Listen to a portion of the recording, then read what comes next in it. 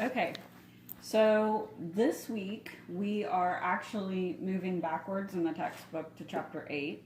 You may be thinking, well, we didn't do a whole lot in chapter 9. Well, we did two sections of chapter 9. We did 9.1 and we did 9.2, which is all probability stuff. We talked about multiple events, using and statements or statements. We talked about conditional probability, which was last week.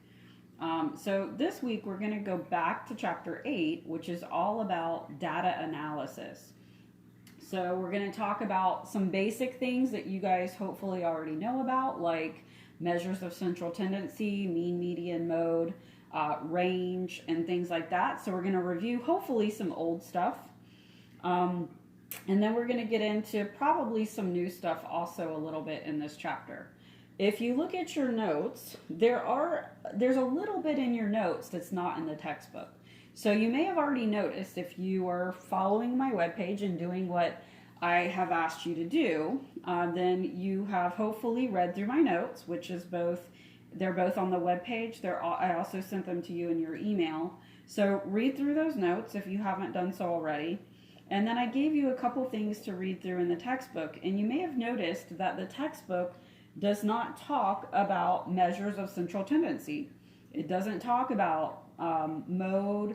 It doesn't talk about, it does talk about mean and median, but it doesn't talk about mode. It doesn't talk about range. It doesn't talk about some of those other things that you're probably familiar with these types of things. So I'm gonna start by going back and kind of reviewing some old things with you first. That's why if you look in your notes, it says that we're going to start with some vocabulary review. And so let's just start by kind of going over those basic things. The first thing in your notes is the word outlier. Okay, so just to refresh your memory, an outlier is a value in a data set that doesn't fit with the rest. It's like the black sheep of the family, okay? It's the number that doesn't fit in with the others. So, for example, let's say you have the data set with values 1, 2, 3, 60. Okay, well, it's obvious here which the outlier is, right? 60 is going to be your outlier. Why? Because it doesn't match. It doesn't fit in with the rest of the numbers. It's way off in value. It's way different from the rest of them. So that's what we call an outlier. The reason why we need to discuss outliers sometimes when we're talking about data analysis is because whenever you have an outlier in your data set, it can skew the accuracy of your measurements. If you're doing certain measures of central tendency like mean or median or mode, an outlier can cause some of those measurements to be inaccurate. It causes them, they can be skewed, especially the mean. The mean is the measure of central tendency that is most affected by an outlier. Okay, so that's why a lot of times discussions of outliers come in when we're talking about data analysis. Now, there's 3 different types of measures of central tendency you need to be familiar with. Mean, median, and mode are all measures of central tendency. The mean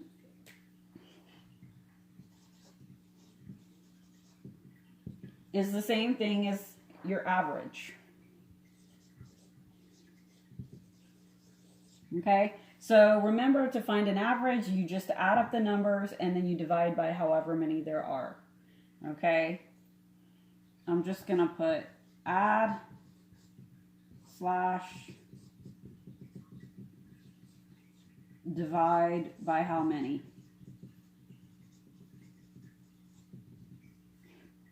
Okay, so if I wanted to find the mean of this data set, I would add them all up and then I would divide by 4. I'll tell you what, I'll go ahead and write that in.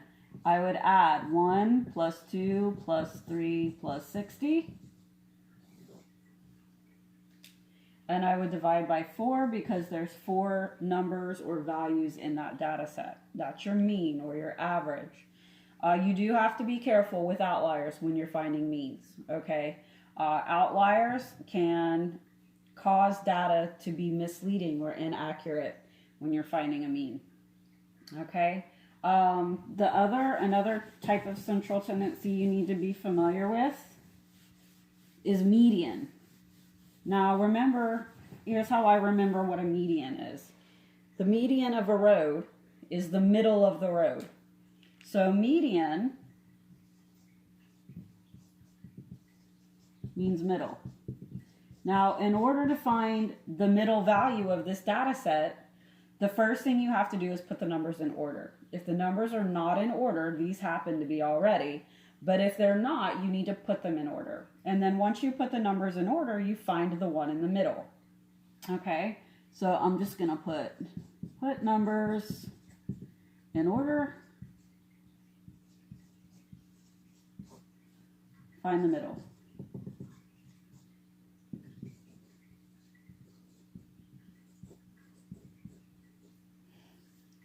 Okay, now, if there's an odd number of numbers, like if I added another 2 to this,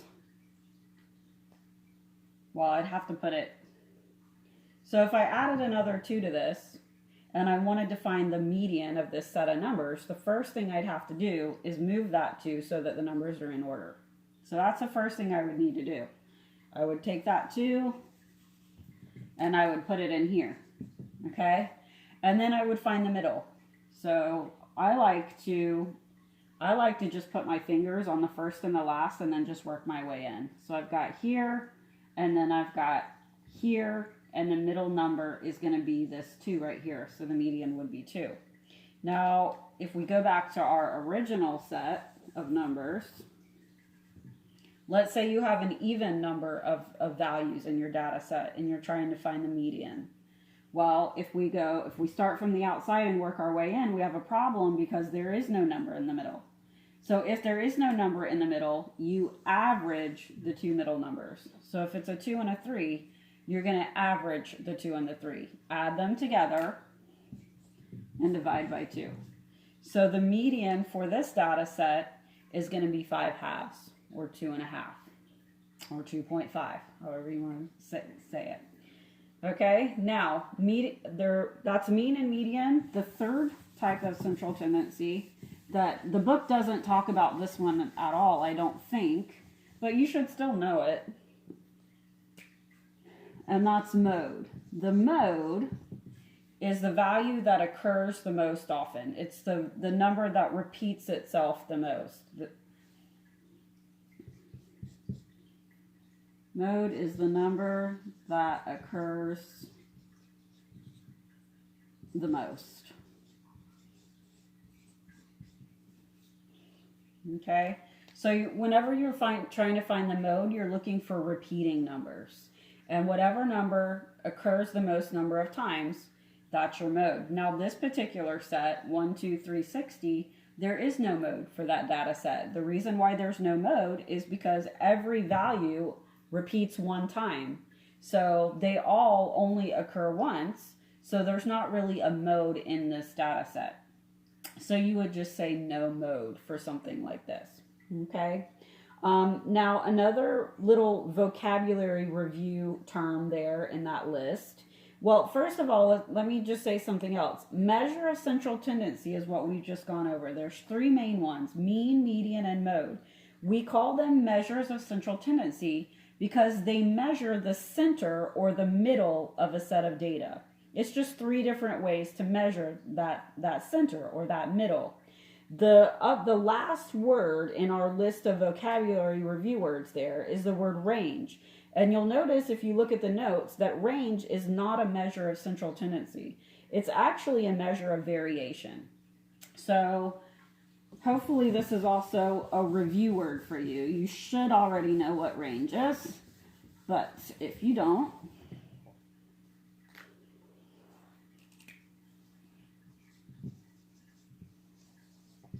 the range is just the biggest number or the biggest value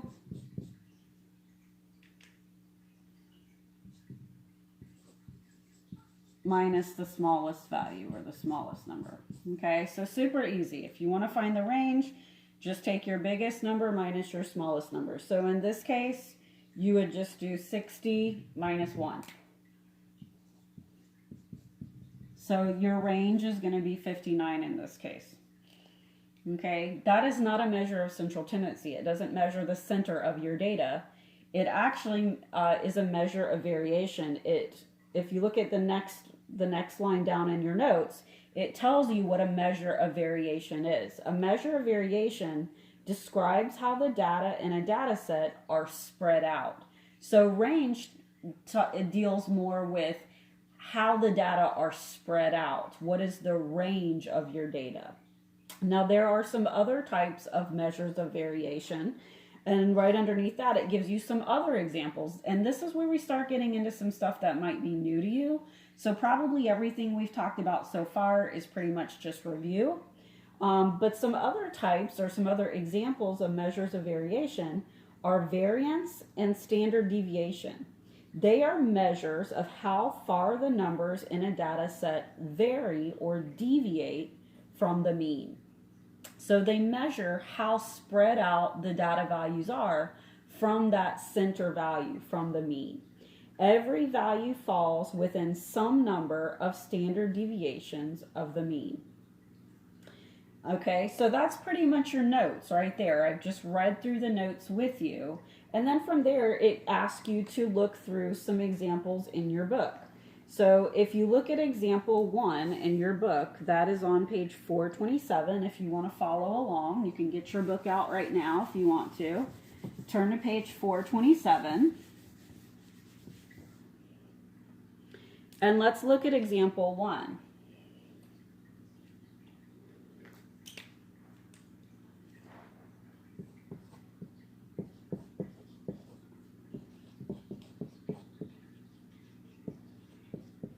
Now, in your notes, you'll see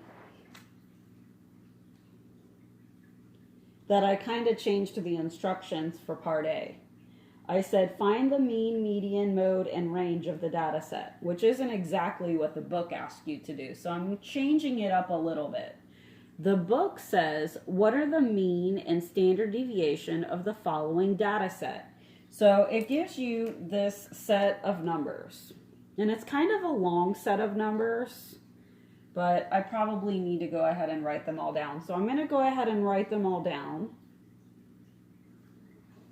I'm going to start way over here because it's a lot of numbers. Whoops, I'm not even writing the right numbers. Hold on.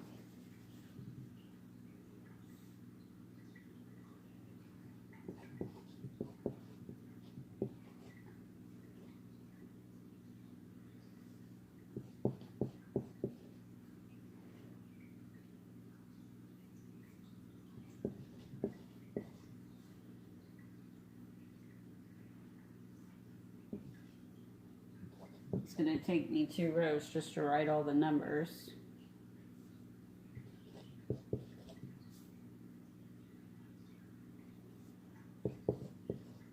Okay, I don't want to write these wrong, so let me double check and make sure I have them all written down right.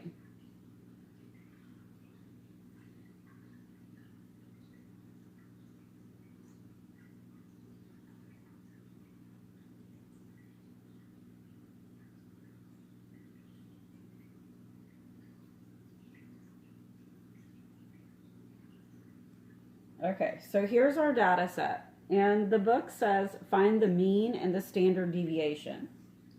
Notice in your notes it does not ask you to find the standard deviation. So here's the deal with that.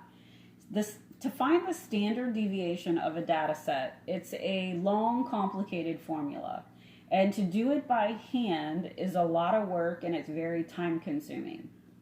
So the way that the book tells you to do it is it tells you to use a spreadsheet because that makes it a little quicker and a little easier if you use a spreadsheet. There are also, I think, graphing calculators that will find a standard deviation for you also.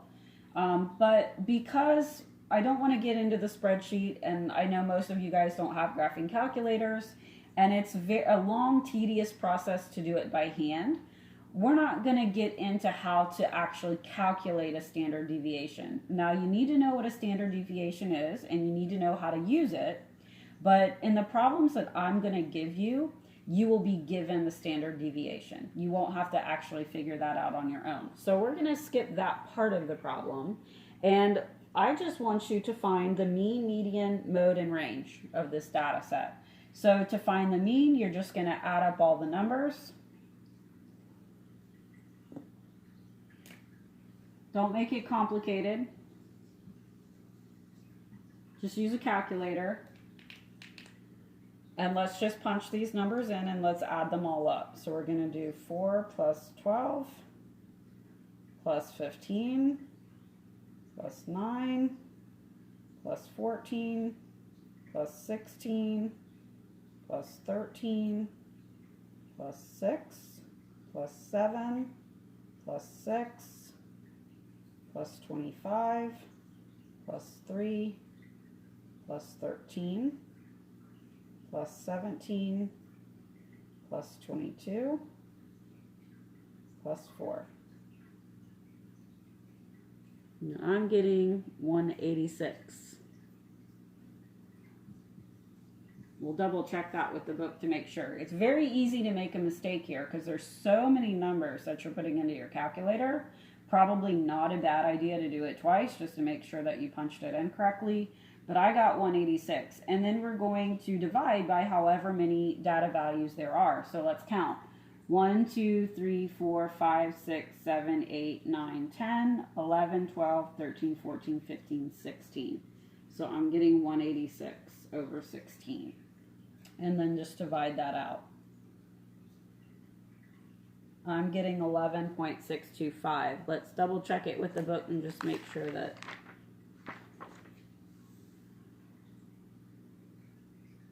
Yes. Yes. That's what the book got to. So 11.625 is your mean. Okay.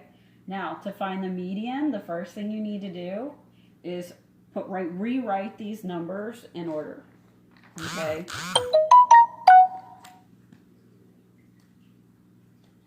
So take a look at your data set and rearrange them starting with the smallest and work your way down to the largest. Or you can actually go from largest to smallest, but either way, you need to put them in order to find the median. So let's rewrite them. I need the 3 to go first because it's the smallest. And then I have 2 4s. And then I have 2 6s. And then I have a 7 and a 9. And by the way, when you're doing this, what I would suggest is that as you write them down, cross them out. So I have a 3 smallest, and then I have 2 4s, and then I have 2 6s, and then I have a 7, and then I have a 9. Okay, and then just keep going. I've got a 12, cross it out. I've got 2 13s, cross them out. I've got a 14, a 15, a 16, a 17, a 22, and a 25. Okay, check and make sure that you have accounted for every value and that they are in order. Okay, sorry, I don't know what's going on with my phone. I'm videoing with my phone, so I can't get rid of the sound. Okay, so here's your data values in order. Now we're going to start at the ends and we're going to work our way to the middle to find the median. So I'm just going to cross them out, cross out first and last, cross out second and second to last, third to last, and just keep going until you get to the end, or to the middle, I mean. So it looks like I've got these 2 values right here that are going to be my 2 middle values. So what I have to do is I need to average those 2 together. So obviously the average of 12 and 13 is going to be 12.5. But if you don't see that, work it out. Add them together and divide by 2. Okay, and if you do that, you will get a 12.5. So your median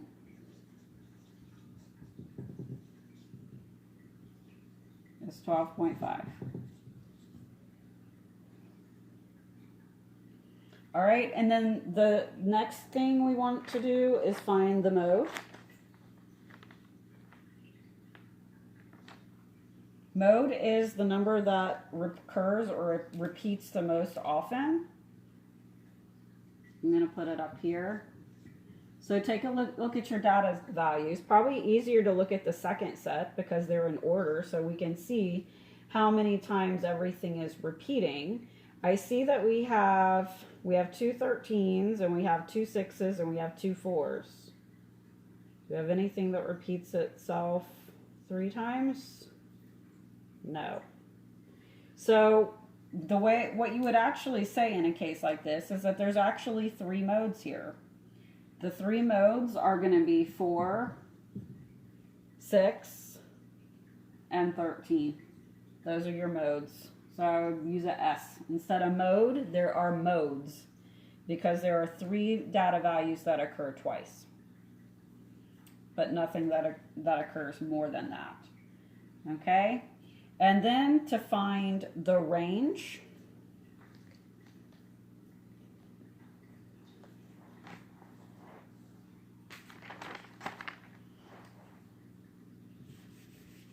I don't really need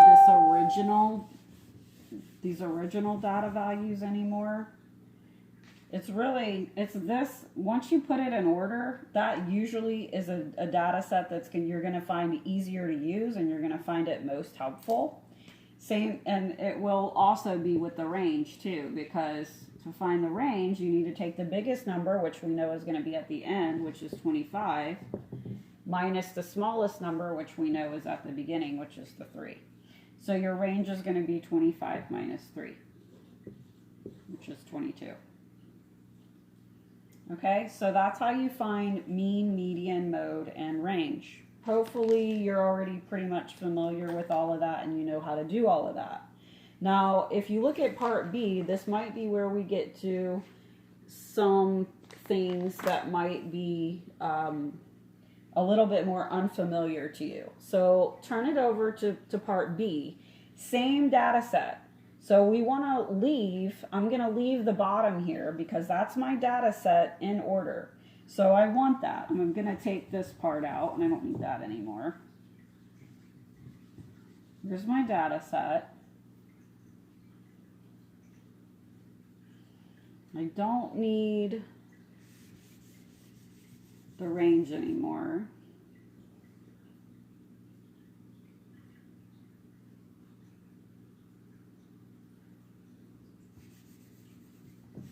I don't need any of this anymore, but notice that I'm leaving up the median. There's a reason why. So if you look at part B, it says, what is the 5-number summary of the data set? Now what it means by 5-number summary, right under that, it says the 5-number summary includes the minimum value, the first quartile, the median, the third quartile, and the maximum value. So it's the minimum value,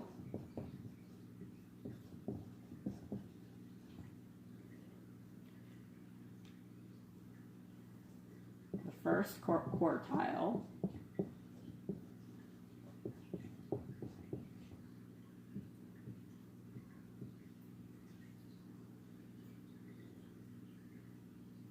the median, which we already know what the median is. We already figured that out. The third quartile,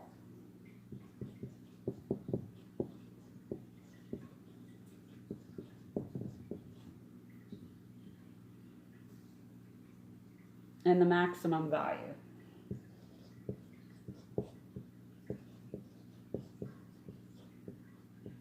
Okay, so anytime you're asked to find the 5-number summary, it's asking you to find these 5 values. The minimum value, first quartile, median, third quartile, and max value.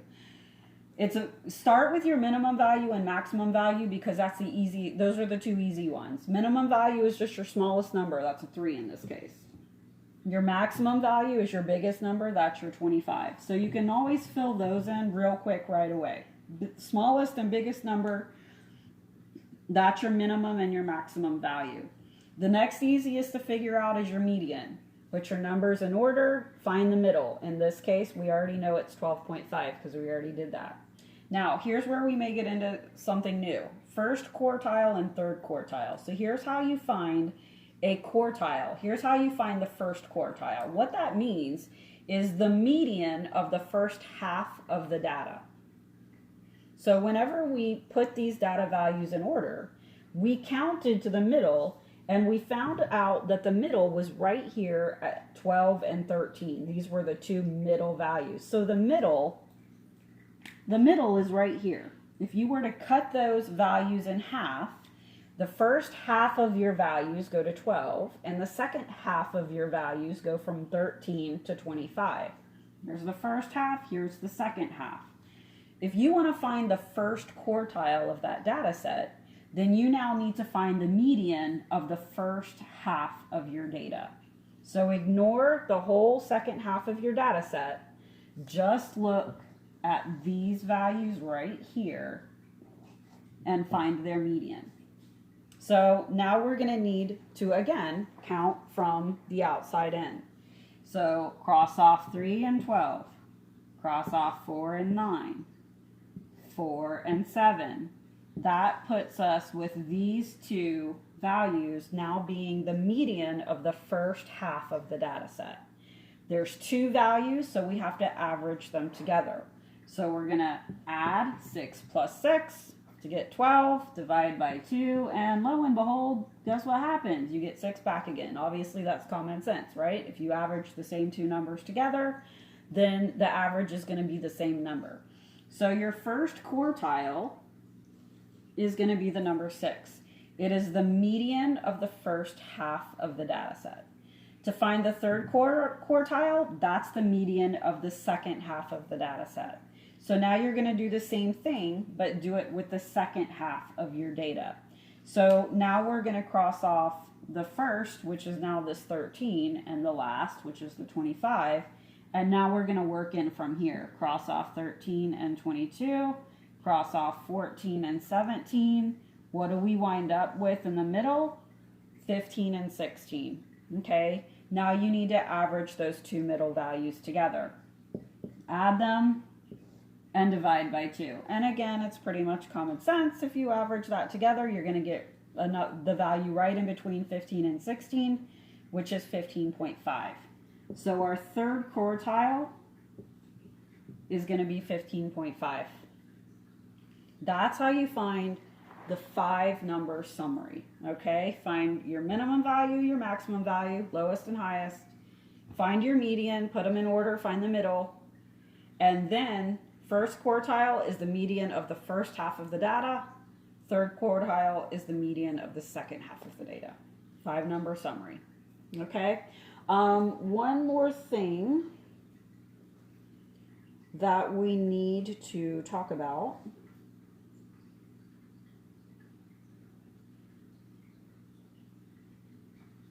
and that goes back to the very beginning of the section where you have the critique and explain.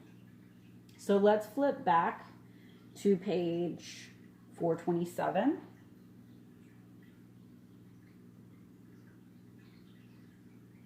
And let's read through that.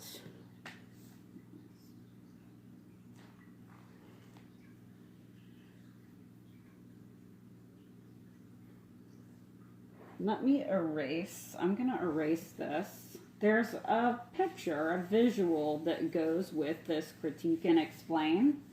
So obviously the best thing is for you to look in your book. We're on page 427, looking at the critique and explain. I'll erase this. Ideally, you want to be looking at this in your book.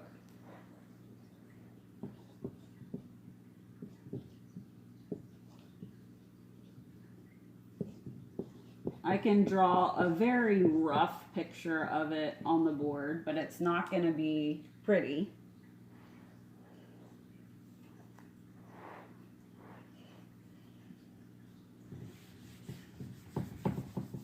but it'll at least give you an idea in case you don't have your book in front of you. It'll give you an idea of what we're talking about, so you won't be completely lost. Okay, so what you have on the Critique and Explain is a graph. I'll tell you what, I'm going to put it down here.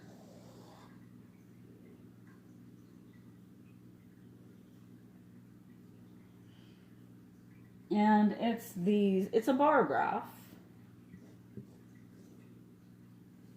that looks kinda, sorta like this.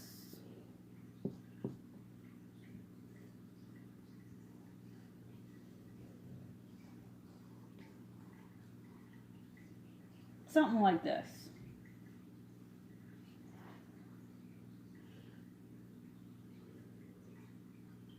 And it's got some values there.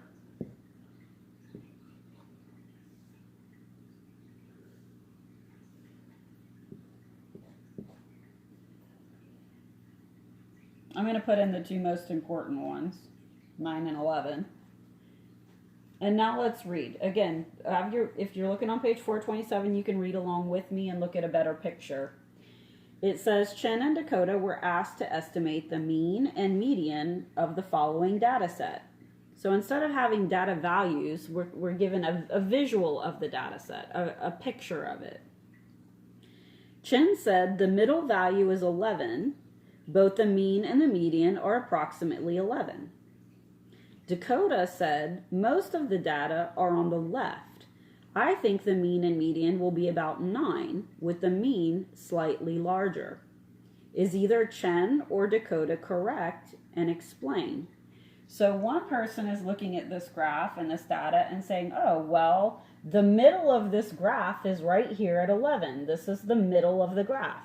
So your mean and your median must be right at about 11, since that's the middle of your graph. And then somebody else, the friend, is saying, well, yeah, but most of the data is right in here. See how these bar graphs are higher here than the bar graphs over here?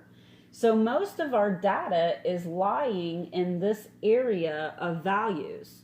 And so the friend estimated the mean and the median to be more around 9, a little bit to the left of the middle value.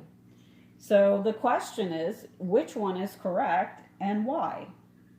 Well, the person that went with the smaller value, 9, is correct because there are more data values to the left on this graph. Yes, it is true that 11 is the middle value on the graph, but there are more values over here than there are over here. So your mean and your median are going to be smaller than 11. It's going to be more like around 9. Okay, so, and then let's see if there, what else we need to talk about. So the answer says Dakota is correct because most of the data are closer to 9.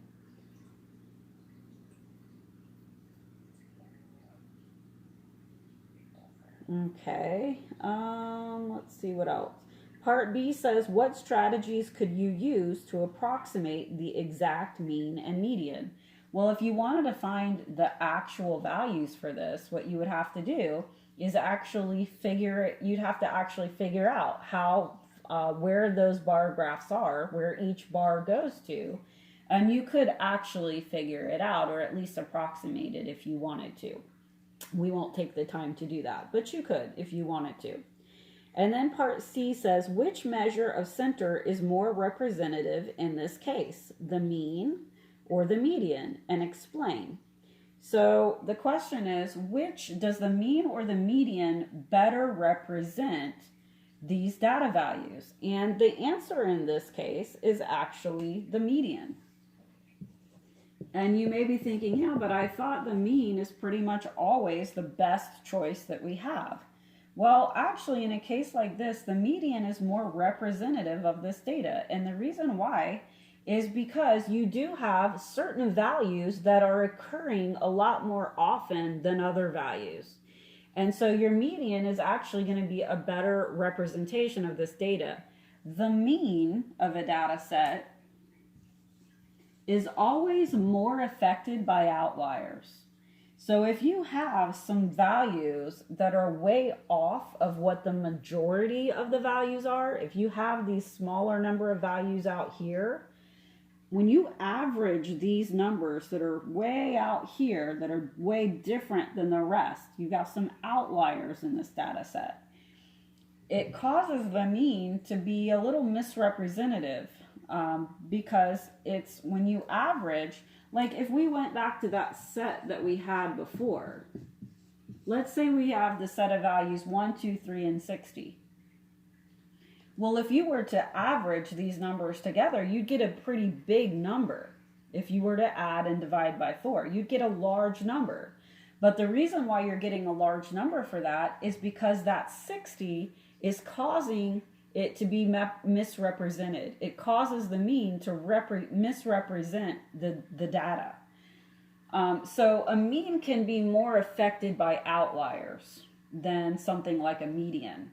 See, if you were to find the median of this data set, the median is going to be 2.5 because the middle is 2 and 3, and the average of that is 2.5, which is actually a better representation of this data set because most of the values in this set are smaller.